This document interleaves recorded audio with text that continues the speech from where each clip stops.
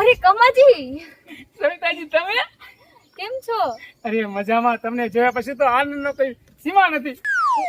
હું રસ્તામાં આવતી હતી ને તો તમારું જ વિચારતી હતી કે કેટલું દૂર પડે મને આ પાણી ભરવાનું, અને કાશ મારું કોઈ મદદ કરવા મળી જાય તો તમે મળી ગયા મને. તમારો વિચાર કર્યો અરે કે કાશ. સવિતાજી હું શું વાત કરું તમને આ બેલું ઝાટા જોયા ને એટલે હું દોડ્યો પાછો ઘરે. મારે ઓલી કમલી મને કે પાણી ભરી આવો. બગડાશ્રી બોલી જ હતી. મેં કીધું હું શું પાણી ભરું, હું કોણ કમાવા મળે તો ફાડ્યું. પછી મને થયું લાઈને આ સવિતાજી જાય છે તો મળવાનો મોકો મળશે.